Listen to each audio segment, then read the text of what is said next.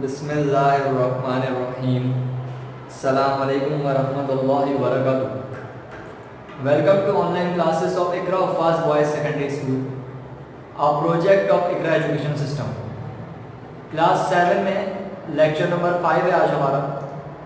Exercise number 6.1 unit number 6 आज हमारा start हो रहा है, रेशियो एंड प्रोपोर्शन। सबसे पहले तो आप यूनिट नंबर 6 का टाइटल पेज बनाएंगे, उसके बाद इसकी वर्किंग स्टार्ट करेंगे। एक्सरसाइज नंबर 6.1 में हमें कंटिन्यूड रेशियो किस तरीके से मालूम करते हैं वो देखेंगे। ठीक है, रेशियो का टॉपिक हमने लास्ट क्लास 6 में ही पढ़ा था।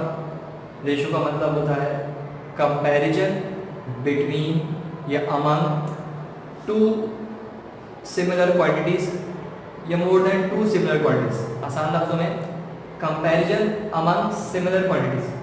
सिमिलर क्वांटिटीज के दरमियान जब हम कंपैरिजन करते हैं तो वो क्या कहलाता है, रेशियो कहलाता है। यहाँ पर हमें कह रहे हैं क्वेश्चन नंबर 1 में आपने कंटिन्यूड रेशियो मालूम करनी है। Find a ratio b, b ratio c, ये हमें फाइंड करना है। इफ गिवन दिया हुआ है, जैसे क्वेश्चन नंबर 1 का फर्स्ट पार्ट है, वहां क्या है, a ratio b is equals to 2 ratio 5 and b ratio c is equals to 5 ratio 4। अब जब हम इसको सॉल्व करेंगे, क्योंकि हमें इसकी कंटिन्यूड रेशियो निकालनी है, तो हमने देखा a ratio b ratio c। a ratio b बराबर है 2 रेशियो 5 के, यहाँ आ गया 2 रेशियो 5, यहाँ रेशियो का साइन लगाए ना लगाए कोई फर्क नहीं पड़ता है, ऊपर रेशियो साइन लगा हुआ 2 रेशियो 5 आ गया। देन हमारे पास b रेशियो c दिया हुआ था 5:4, यहाँ आ गया 5:4। अब यहाँ मैंने देखा कि जो b का पार्ट है, मतलब b का जो b की जो रेशियो है वो कितनी बन रही है, 5। दोनों में कॉमन है। अगर तो कॉमन होगा, ठीक है, जैसे यहाँ पर हमारे पास फर्स्ट पार्ट में कॉमन है, तो हमें कुछ मल्टीप्लाई करने की जरूरत नहीं है, ना कुछ सॉल्व करने की जरूरत। सिंपल a की वैल्यू ऐसे डाल देंगे, रेशियो साइन था ये ऐसे आ गया, ये कॉमन है दोनों में, तो ये 5 आ गया और यहाँ पर रेशियो साइन देन 4 आ गया। ये सिंपल हमारे पास a ratio b ratio c solve हो गया। ठीक है, फर्स्ट क्वेश्चन में तो हमारे पास इतना ज़्यादा कोई वर्किंग नहीं थी।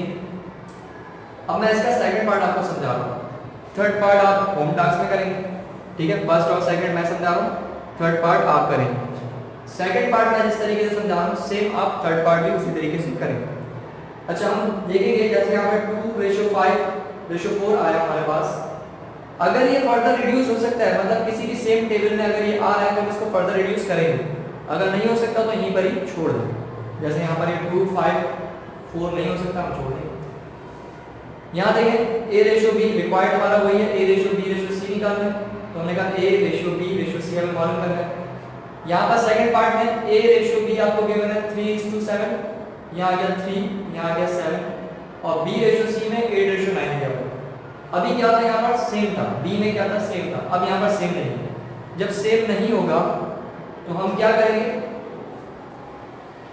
3 यानी a के पार्ट को b से मल्टीप्लाई करेंगे। a के पार्ट को b से मैंने क्यों मल्टीप्लाई किया, वो इसलिए कि मुझे मालूम है a और b का रिलेशन बन चुका है फर्स्ट पार्ट में, तो a के एलिमेंट को b के एलिमेंट से मल्टीप्लाई किया जा सकता है।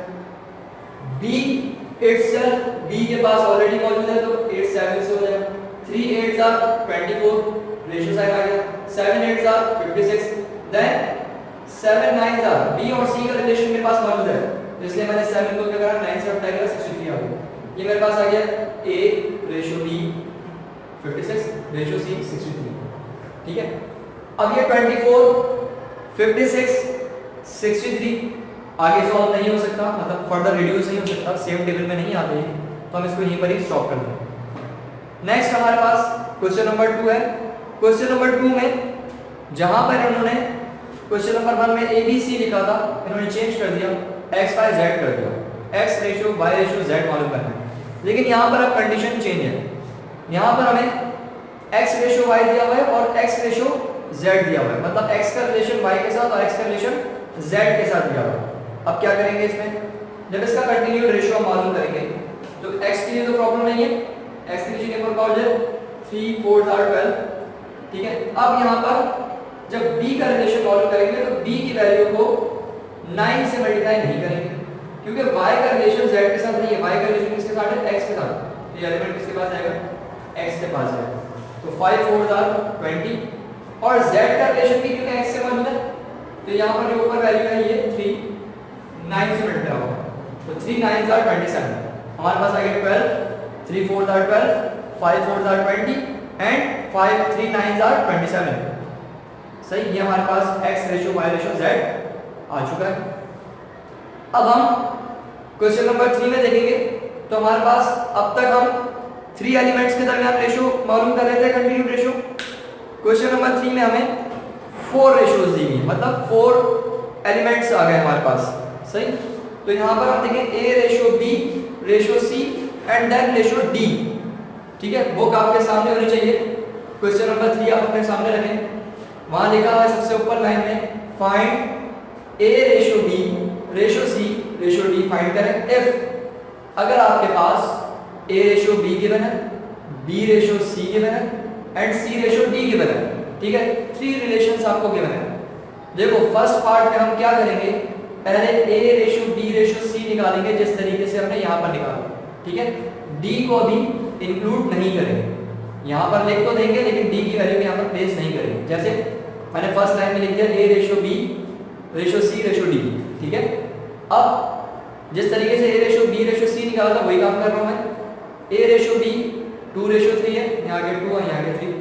b रेशियो c 4 रेशियो 5 है, 4 रेशियो 5 आ गया। अब क्या करेंगे, सेम बात 3 4 से मल्टीप्लाई होगा, b का एलिमेंट आ जाएगा 3 4 12, 2 4 से मल्टीप्लाई होगा 8 आ गया, a भी आ गया, b भी आ गया, c मालूम करना है तो आपके पास क्या हो जाएगा, ये 3 5 से क्या हो जाएगा, मल्टीप्लाई हो जाएगा, 3 5 are 15।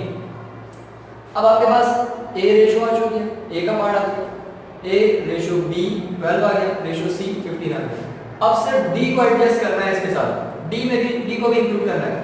देखो d का रिलेशन सवाल में आप देखोगे c रेशियो d, आप सवाल आपके सामने होना चाहिए, अगर ये पार्ट थोड़ा सा रिमूव हो रहा है तो आप बोर्ड पे क्वेश्चन बुक में देख लें। c रेशियो d सवाल में दिया हुआ है 7 रेशियो 10, तो यहाँ पर c के नीचे 7 d के नीचे 10 आ गया। सही, अब जब इसको सॉल्व करेंगे, देखो जब हमने फर्स्ट पार्ट में a ratio b ratio c निकाला, इस बात का मतलब यह है कि a b c आपस में कनेक्ट हो गए हैं एक साथ, उनके दरमियान रेशियो क्रिएट हो चुकी है। अब c के साथ जो ये एलिमेंट है ये b के साथ भी एडजस्ट हो सकता है और a के साथ भी एडजस्ट हो सकता है। तो इसके लिए हम करेंगे ये कि ये 12 यानी b के लिए ये 7 से हो सकता है, ये भी 7 से हो सकता है, और ये क्योंकि c और d का रिलेशन है सर, तो c को हमने d के एलिमेंट से मल्टीप्लाई कर दिया और c के नीचे जो एलिमेंट मौजूद है इससे मल्टीप्लाई होगा। अब आपके पास 8 7s are 56, 12 7s are 84, 15 7s are 105, 15 10s are 150, ठीक है। ये हमारे पास आ गया a ratio b ratio c ratio d, ठीक है। इसके अलावा क्वेश्चन नंबर 4 में हम देखेंगे, फर्स्ट पार्ट मैं सॉल्व कर रहा हूं क्वेश्चन 4 का। अच्छा, क्वेश्चन 3 में 2 पार्ट्स हैं, एक मैंने सॉल्व कर दिया, सेकंड पार्ट आप घर में करेंगे, अभी भी घर में बैठे हुए करें, मतलब इसको अभी कर लें और उसके बाद जो रिमेनिंग पार्ट है वो फ्री टाइम में करिएगा। इसके अलावा क्वेश्चन नंबर 4 में देखें, फाइंड x आपने क्या करना है, मालूम करना है। आपने ये काम क्लास 6 में भी करा था। आपके पास एक प्रोपोर्शन गिवन है, जब भी दो रेशियोज, ये एक रेशियो है इक्वल हो रही है दूसरी रेशियो की, equality of two ratios, equality of two ratios क्या कहलाता है, प्रोपोर्शन कहलाता है। और प्रोपोर्शन में प्रोडक्ट ऑफ मीन्स बराबर होता है प्रोडक्ट ऑफ एक्सट्रीम के। तो यहाँ हम देख सकते हैं ये दोनों मीन्स है और x और 6 का एक्सट्रीम। हम चाहते हैं कि x हमें इस एंड पर मिले, तो हमने प्रोडक्ट ऑफ एक्सट्रीम को पहले लिख दिया। प्रोडक्ट ऑफ एक्सट्रीम्स यानी एक्सट्रीम्स पर जो वैल्यू है उनको मल्टीप्लाई करो is equals to product of means. Product of means में 2 मल्टीप्लाई 5 आ जाएगा, ये आगे x multiply 6 is equals to 2 multiply by 5। अब यहाँ पर 2 मल्टीप्लाई 5 करेंगे 10 हो जाएगा, 6 मल्टीप्लाई होगा तो यहाँ पर आगे डिवाइड में आ जाएगा। अब ये 2 के टेबल में 3 से और ये 2 के टेबल में 5 से, आपके पास आ गया 5/3 ये x की वैल्यू होगी।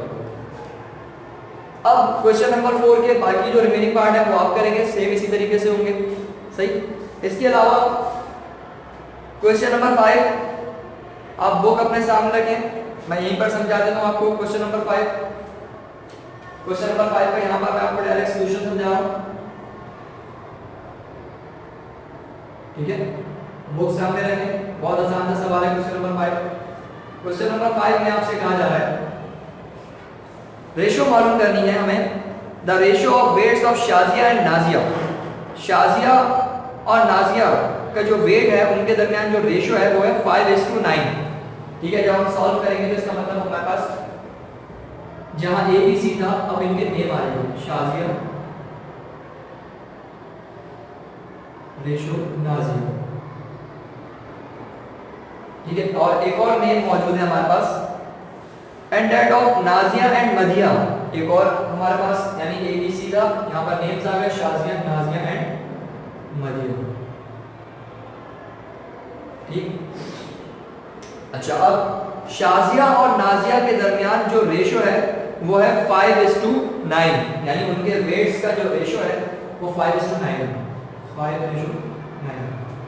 And that of Nazia and Madiya, Nazia और मदिया के वेट्स का जो रेशो है वो 8:11 है। तो यहाँ आ जाएगा 8 और यहाँ आ जाएगा 11। सिंपल हो गया क्वेश्चन, सेम इसी तरीके से हो गया, जहाँ ए बी सी था सिंपल, यहाँ पर नेम्स आ गए, तो इससे कंफ्यूज होने की जरूरत नहीं है। अब हम करेंगे क्या, अब हम करेंगे ये कि 5 मल्टीप्लाई हो जाएगा 8 के साथ, ये आ जाएगा 40, ठीक है। यहाँ रेशो का साइन आ गया, ठीक है।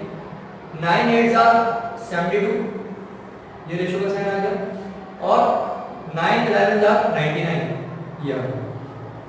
अब 40 72 और 99 क्योंकि मुझे एक टेबल में नहीं मिलेगा तो यहीं पे स्टॉप कर देंगे। हेंस हमारे पास शाजिया, नाजिया और मदिया की रेशो आ चुकी है 40 ratio 72, then ratio 99। Home task में क्या करेंगे आप, होम टास्क अपने पास नोट कर लें। होम टास्क में आपने क्वेश्चन नंबर 1 का मैंने आपको फर्स्ट और सेकंड करवा दिया था, थर्ड पार्ट करेंगे आप, ठीक है। क्वेश्चन नंबर 2 में मैंने आपको फर्स्ट पार्ट करवा दिया, सेकंड और थर्ड आप करेंगे, सेकंड और थर्ड आप करेंगे। इसके अलावा क्वेश्चन नंबर 3 में फर्स्ट पार्ट मैंने आपको यहाँ पर लेक्चर में समझा दिया, सेकंड पार्ट आप करेंगे, सिर्फ 2 ही पार्ट है इसके। इसी तरीके से क्वेश्चन नंबर 4 में फर्स्ट पार्ट मैंने आपको समझा दिया, सेकंड और थर्ड आप करेंगे। थोड़ा सा वर्किंग ज्यादा हो रही है लेकिन आपके पास टाइम भी बहुत मौजूद है घर में, ठीक है। टाइम बहुत है आपके पास, आराम से आप इसको कर सकते हैं, ठीक है। तो लेक्चर तो हमने तकरीबन 20 मिनट का अटेंड करा, अब 20 मिनट और आप बैठ जाएंगे तो आपका ये 1 आवर में मैथ्स का होमवर्क आपका कंप्लीट हो जाएगा, ठीक है। जो क्वेश्चन मैंने यहाँ पर लेक्चर में समझाए यहाँ से आप कॉपी कर सकते हैं, बाकी रिमेनिंग पार्ट आप खुद से ट्राई करें। होम टास्क कर दिएगा, इंशाल्लाह नेक्स्ट लेक्चर में 6.2 हम स्टार्ट करेंगे। अस्सलाम वालेकुम व रहमतुल्लाहि व बरकातुहू।